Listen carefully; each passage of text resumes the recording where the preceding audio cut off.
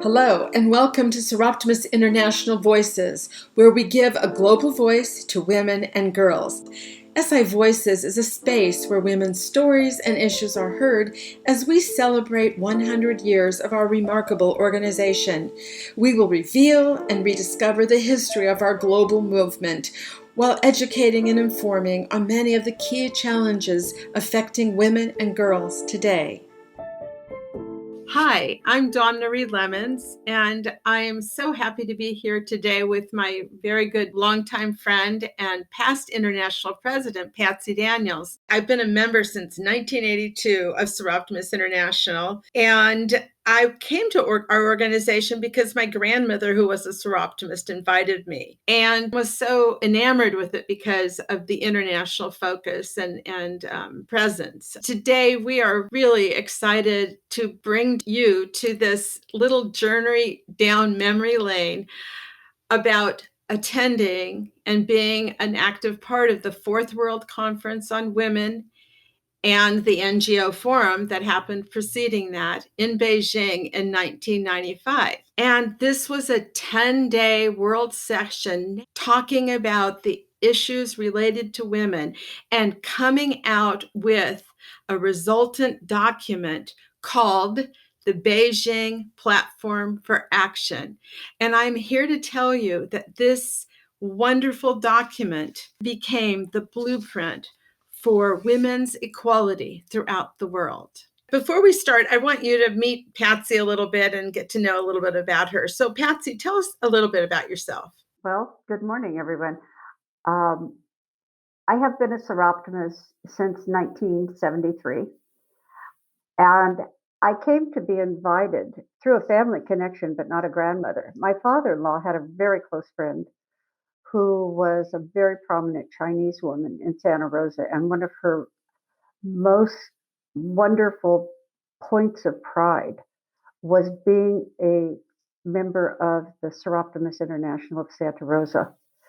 She came up through the club at a time when discrimination was still fairly rampant in most of all society.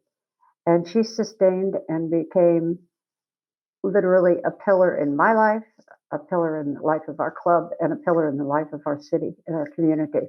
When I was invited as a guest to Seroptimus, I walked into a room, a club with 104 members. I can remember counting them. And I looked around and I recognized all of these wonderful women I'd read about in the newspaper, I'd heard people talk about. And I finally got to meet them and talk with them. And the next meeting, they asked me if I would like to become a member. And it is now a very long membership. It has been a major part not only of my life, but of the life of my family and my children in particular, because for many years, as I was traveling the world, they were traveling the world with me, seeing the world as a reality, not as something you read about in a book. So I love Seroptimus. There has never been a place that I have been where our work has not been appreciated, where the work being done is being done because nobody else will do it. And it's always for the benefit of others. And no one takes credit for it, it just happens. It's just the women that see something needs to be done and do it. And to see women get excited about doing it and helping their communities and their children and their families and their lives actually get better and better is a wonderful panoramic view of what we can be. Well, Patsy, you always inspire me. I just love hearing your stories. So, we had the privilege of going to Beijing for the Fourth World Conference on Women. The first World Conference starting in 1975 in Mexico City. The second, 5 years later, was held in Copenhagen with 45 countries attending. And the third one was in Nairobi. And by that time, this was really an important event for women with 157 countries attending. Because I guess the world was understanding that maybe women are kind of important. And that's actually in 1985 when I heard that Seroptimists were part of these world conferences on women and that the next one would be in Beijing, and I wanted to be there. After many, many, many sessions for 10 days of debate and discussion, 189 countries ratified it unanimously, the Beijing Platform for Action. So, Patsy, you were our Seroptimist International president in 1995 and 1997. I know you've talked a little bit about your life journey. Let's get right into this topic. What preparation did Seroptimists do for this particular conference? As you mentioned, Seroptimists have always been present at these conventions. And for me, it was like uncovering layers and layers of work that had already been done. We didn't say, today we're going to start a new program. How do we do it? This was a program that was a continuous thread of work and progress that had been done since the very first conference. From the work that had already been done by the United Nations in the beginning, and I stress beginning of the establishing of an actual global document to tell us the future, to show us the future, to help us plan for the future. That had come some distance when we arrived at the Fourth World Conference for Women. It had been written, and there originally was 185 ideas that were put forth for what we could do to, enhance the lives of women and make a difference. Well, 185 by the year before the Fourth World Conference was down to 11. And it was in New York, I believe, at the CSW meeting, that the nonprofits all of a sudden discovered that one chapter was missing, one chapter that all nonprofits had worked really hard toward having the governments establish. And that was what became the 12th objective of our work, simply named the girl child. The addition of the girl child really covered then the lifespan of a woman because it begins so young and it can be so different in so many different parts of the world. But if we all are trying to live under uniform standards of kindness and decency and helping one another, which is another thing the Seroptimists always have done. It wasn't just Seroptimists. We worked with any organization who had the same dreams and goals that we did. Other women's service groups, it didn't matter what the group was. And through all of these years, so the information was condensed into actually workable actions for any club anywhere. Patsy, this girl child became really the focus of our theme for Seroptimists as well, right? I think we had a theme called "Education is the Key" or something. What? Tell us a little bit about that. So how that set our platform that we particularly wanted to promote. The name of our workshop, Education Key to Success, and we can put for women on that or for all people or whatever, that education is the key. We had, I believe it was 23 countries represented. And these countries represented from the biggest economies to the smallest economies, to all a magnitude of levels of education that they offered their young women or girls. We started by going around the room and asking each person or each little delegation that was there, how many years of education does your country provide girls? And so we had a big board and we marked down this country this many years, this country this many years. And when we got done, we found the following: three countries had no laws that said it was you have to educate girls equal to the education of boys. There were educational laws for boys, but there were absolutely none for girls. And if you've ever traveled in some countries, the assumption was that by the time a girl was 6 or 7 or 8, she would already be staying home taking care of younger siblings so the mother could work. And nothing like that was expected of boys. So some had 3 years, some had 6. I think the most that we had in the room was we had 6 and maybe one that had 8, which would be equivalent to an elementary education. And so then they said to us, how many years of free education does your government give? And I was standing in the front with one of the SI past presidents, Joyce Blake, and we said, well, our 2 governments have 12 years of free education for every child, male or female. And the interesting thing was that they started giggling. They actually could not comprehend a country so rich that children from grades 1 to grades 12 would be given an opportunity to attend school at no cost to their parents. And we had to explain to them that this was built into our society. And they just kept saying, we want to be like that. We need to be like that. Oh, Patsy, I could just hear so many things from you about this workshop, but we've got other things to talk about regarding Beijing. You've talked about preparation.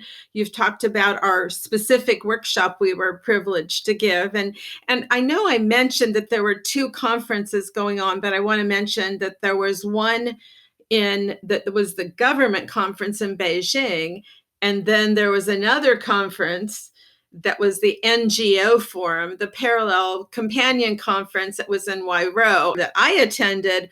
What was so interesting, the first of 10 days there, the environment was, a bunch of tents, classrooms. We were all over the city. You would go to these random places for a workshop in somebody's business or somebody's schoolroom. And then over the time, there was vendors on the street selling their wares.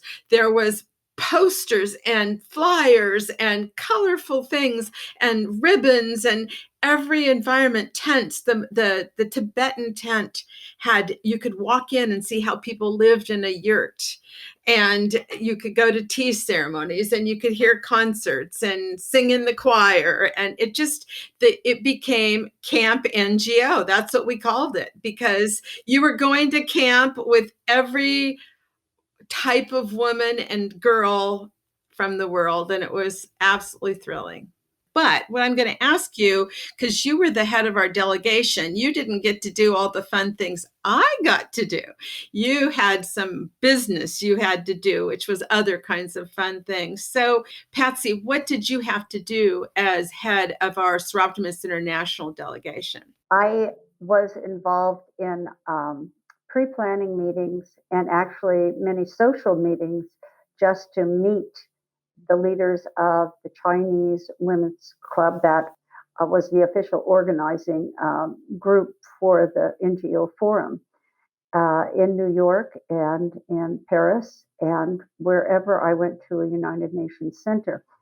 It um, it was really a getting to know you kind of thing. We were invited to receptions from different countries, including our own. Madeleine Albright gave a gorgeous reception for the heads of the service and NGO groups that were planning to go to Beijing. We were in the actual preparations with a representative to help draft what the singular messages of the NGOs were. And then it was our job in both Waru and in Beijing to make sure that the voices that we had listened to, the plans that had been developed not by just us, but by a joint coalition of women, were clear to the governments that these were important, and they all fell into the 12 ranges. We also were lucky in that um, we did have tickets and permission to see some very special presentations. One was by really top women leaders of the world. And on that stage, just to give you an idea, we had the the Queen of Jordan at the time, Hillary Clinton, Benazir Bhutto, and about five other world leading women. And they spoke to us about not only their particular countries, but what had happened in their countries when the subject of women became universal. When, for the first time, women in their countries, whether it was by television or by word of mouth or whatever, had actually started asking questions. Do we have this? Can we have this for women? Can our children be educated the same, whether they're male or female? How do I get a job? How do I train? And it was a unified, universal message that really lit fires under governments all over the world. Wow. Oh, that is so impressive. I was at the NGO forum, and there were over 2,000 activities just in the book that I had to choose from. 2,000. And then there were more than that. And actually, the very first session at 9 a.m., there was 200 choices. Can you imagine 200 choices for that first hour? And you know what I went to? I went to the youth section, not because I was actually that age, but because I knew the youth would be given a really good overview of the NGO forum. And so it was. But my highlights, I think, was I really followed the track of violence against women issues. And in fact, attended one day, I went to an 8-hour tribunal from all over the world about atrocities in developed and developing countries, all with women as the victims. And, this is the first place I actually heard about human trafficking. And in fact, it was hardly an issue, even on the world stage in 1995. And I was in an international choir with somebody I had met before, Shirley Springer. Every day I went to, I don't know, 10, 8, 5 activities. It was just so thrilling. And in fact, I actually even co-led one with past president Margaret Lobo. We went to a workshop on women and prisons, and the speakers didn't show up. So we said, okay, we'll just lead it. And as Seroptimists do, we made that workshop happen. So it was pretty thrilling time. One thing that we really tried to plan was meet every day with our group, our delegation from Seroptimus, and go over the programs the next day and decide. We took a divide and conquer approach. Who really had a vast interest in, say, education? Who really had a vast interest in the health? Who really had a vast interest in women's economy, women's welfare? And by doing that, we were able to really stretch the resources that we had of only 8 people and bring back to all 4 federations um, news that was actually firsthand news they could use to to make models in their own club for service projects for another club, for projects for another federations club, or to share our knowledge, mostly just to share our knowledge to show not just what we have, but what can be. And I think we got a lot of if we really work hard, this is possible. Right. It was so stimulating and just it's such an incredible experience.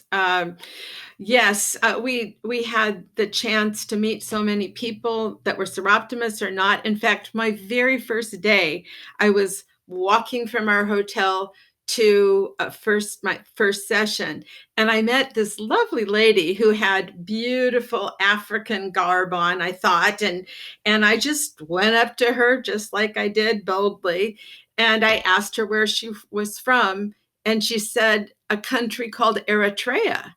And I said, gosh, I don't know where that is. And she said, well, we're a brand new country. And I asked her, what did she do? And she said she was writing the Constitution for Eritrea.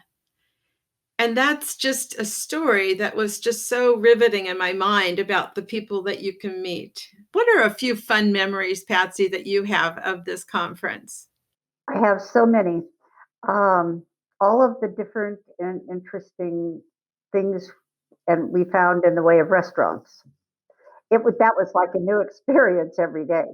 And we went to every kind of restaurant. And having a multi-international group and watching them, and I was kind of feeling like I'm the mother hen. I've got to make sure that everything is okay. But it was kind of it became a friendship group more than. I mean, we knew we had a job to do, but somebody would come up with one idea. Why don't we go watch this program? Because there was a lot of entertainment put on in Wairau also, and by the different country delegations, and it was magnificent.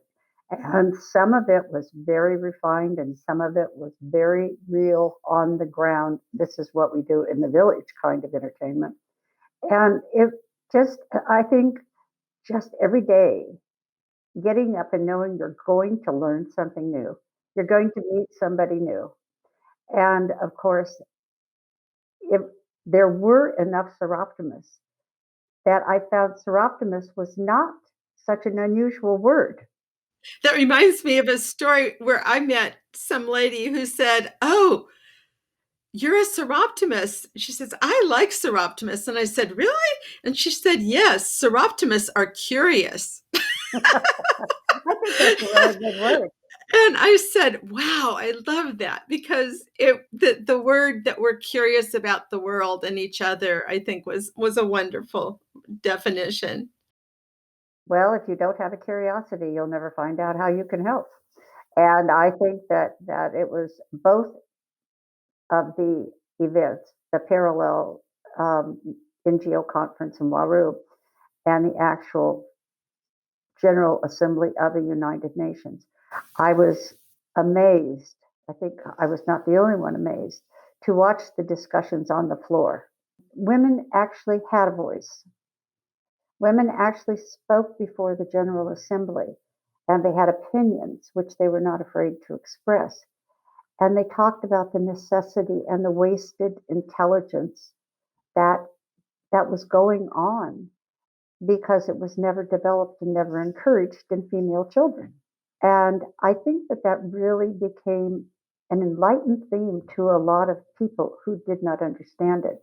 The action plan had added the 12th item, the girl child, and there was much discussion regarding a girl child, health care, equality of food, equality of shelter for both, and that went all the way up to women and men. Patsy, you just brought forward the most important part, which is the resultant Beijing Platform for Action, which became the template for now our Sustainable Development Goals. And I hate to say this, but we're at the end of our time. In fact, this time has just flown by, but I think we each need to make a final few takeaways that are really important that we want people to remember.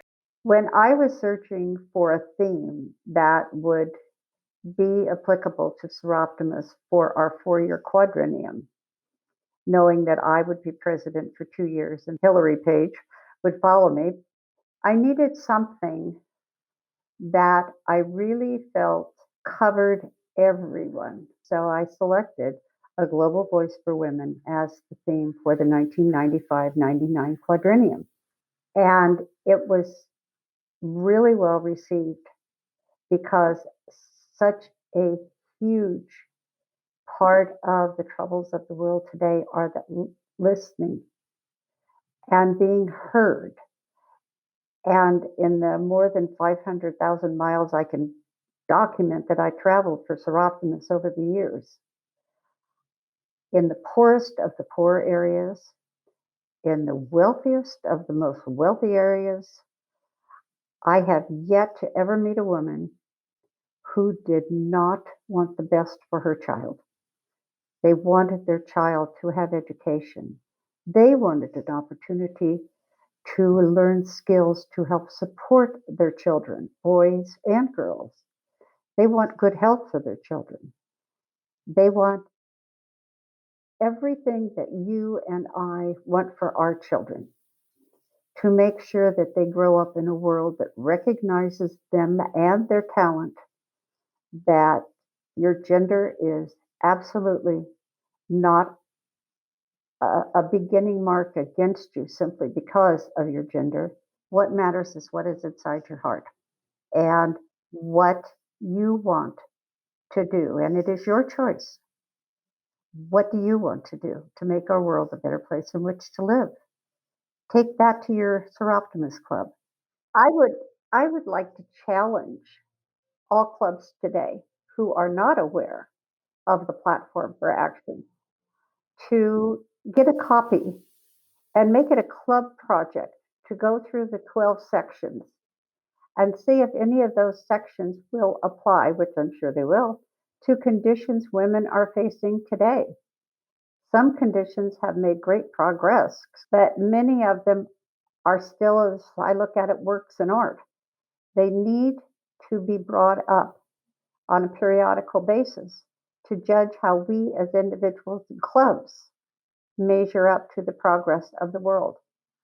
Absolutely. And to for Seroptimus to be part of that women's movement to influence young people is so important to us. Right now, we're facing, as we all know, the global pandemic. And unfortunately, we've lost some hard-won territory from the last 25 years because of COVID and the cost to society, and women and girls are bearing the brunt of it. So the message of Beijing is still relevant. Women are human. There's never been a more important time in society for women to be at the decision tables in every single part of society and to find and create and to empower and support opportunities for women and girls is our job. That is our marching song. And to that end, I'm a singer, as Patsy knows, and probably one of my greatest moments that started this event was the moment when 25,000 women and a few men from around the world sang a song, "Let's Keep on Moving Forward" by Holly Near. Never turning back, never turning back. And you know what? I really hope you pull that up on your computer and listen to that song and make it be your clarion call to action to move forward on behalf of women, never turning back, never turning back.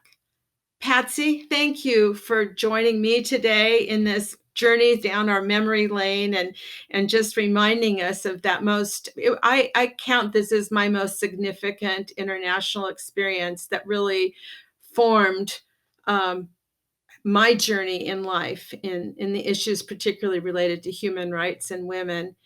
Thank you for joining me. Thank you all for listening, and we hope you listen to our next podcast on SI Voices. Thanks very much. Bye-bye. You've been listening to SI Voices, a podcast hosted by Seroptimist International. Follow us on social media for our latest news and updates at Seroptimist Global on Facebook and Instagram, and at SeroptiTweet on Twitter.